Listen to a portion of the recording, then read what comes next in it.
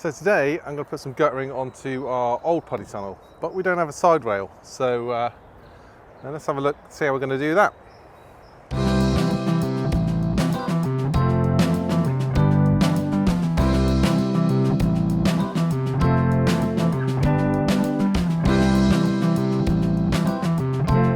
So we want to put some guttering along here around the back. We replaced the back door with panels like we have in the large Polytunnel, so we can just run the guttering along the back edge of the Polytunnel. But we don't have a side rail on this because it was built before we even thought about harvesting rainwater. Now I thought there's a couple of options here really. I did consider getting a whole shed load of Polytunnel repair tape and putting some patches over here and then bracing a rail onto the poles and all the way along, but I've got this nice and tall, so I didn't want to risk drilling through into the actual Polytunnel sheeting, even if we had put some repair tape on it, because I don't really want to damage the actual sheeting. But so the alternative is, what we've got is we've got some posts and a big hammer. Now, so what we're going to do is going to put these posts in as close as possible to, put one in here, one about halfway long, and one at the end. And then we're going to put the brackets on the inside, and then hopefully with the guttering here, we can get the sheeting down into it from a little bit further up and down into the actual guttering.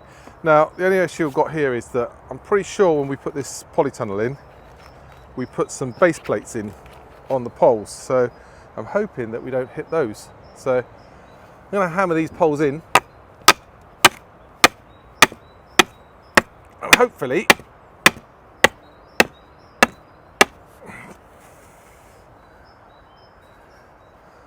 so how's that gap there? So I reckon that gap is going to be, by the time we get the guttering on there, put a piece of guttering in there,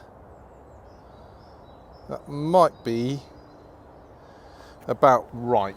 So what I might try and do is actually bring these poles out, just put them in at a bit of an angle, just so they're a bit closer to the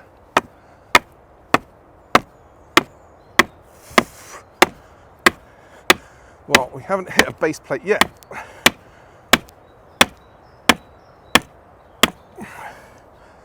And that'll probably be sturdy enough. So once you get the guttering on there and it's strapped to the actual Polytunnel, that should be okay. So I'm going to run those poles along and we'll see how we get on.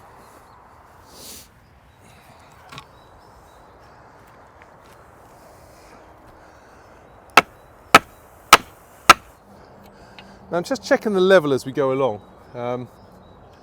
I just want to get them as level as possible. That way, when I come to put the actual brackets on, I can measure down from the top of the posts. And I can put this one at the top, then drop this one down by about 1.5 centimetres, 2 centimetres, and so forth. And therefore, we'll get a nice run. So, just using our spirit level on the other posts to make sure we get those level.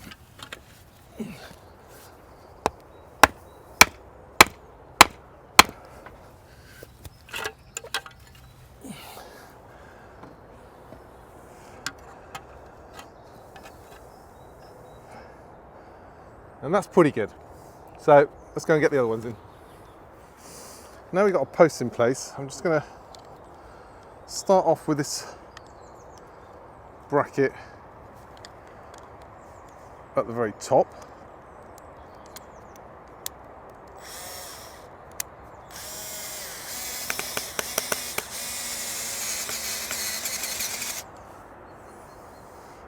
So start off with that bracket at the top. And then we'll get the next bracket,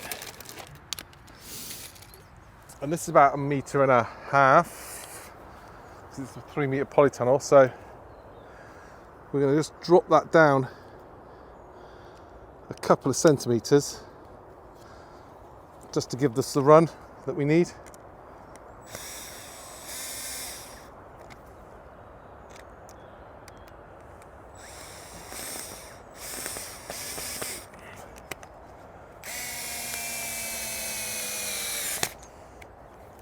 Just need the run that we need to actually get the actual guttering. So just give that a twist. Let's get that square.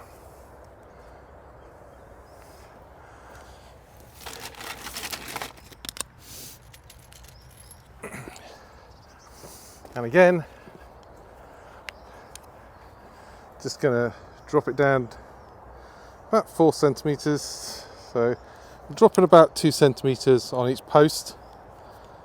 That will give us a good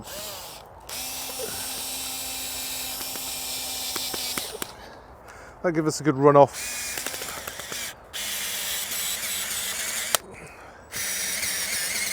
Round to the water butts on the other side.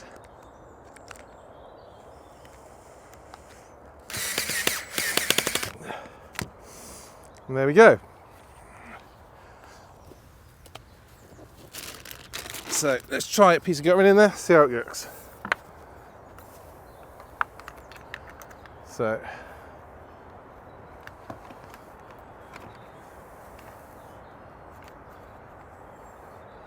and there we go, that's perfect.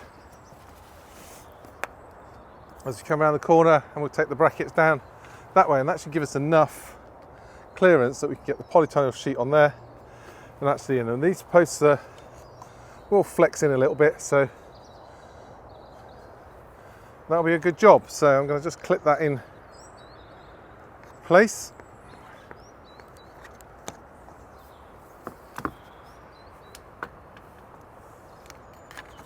And I absolutely hate these clips. I always seem to catch my finger on them and pinch my finger. I'm sure there's a technique to it. Whatever that technique is, I don't know it. So that's our first run of guttering. I'm going to get the other bits done, and then we'll talk about the actual joining part. Okay, so I've finished putting the guttering on all the way around. I'll just show you the other side. So it just sort of comes round, all the way around and down into the water butts, which are all linked together for our water storage. So the next step is just actually get the rainwater into the guttering for the polytunnel. We're going to use exactly the same technique we used on the large polytunnel, where we're going to use some double-sided tape along there, get a little bit of polytunnel sheeting, stick that to that into the guttering, and then use some polytunnel repair tape to seal that sheeting onto the other sheeting here, and also seal it into the guttering.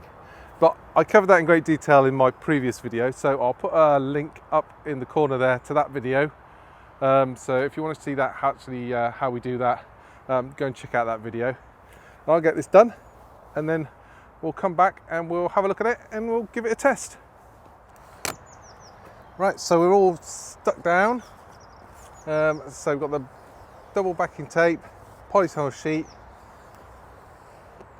polytunnel repair tape there, and then polytunnel repair tape inside the guttering just to keep it in place.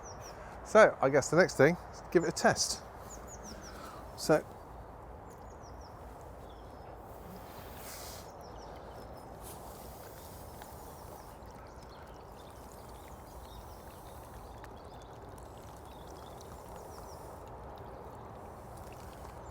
that seems to be going off for that side.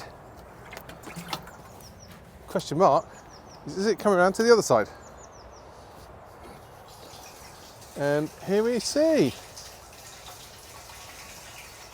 water's coming around, flowing down into our water butts. So that should give us a good quantity of water, because last season we were continuously trying to fill these ones up from the water trough down the bottom, and now all the rain that falls on top of this small polytunnel, we should be able to collect in our water barrels. So as I say, we've just used these posts in here, and actually by the time you've struck them onto the polytunnel and with the plastic and everything else, they are really sturdy. So that's how you get the rails, the water guttering on a polytunnel without a side rail.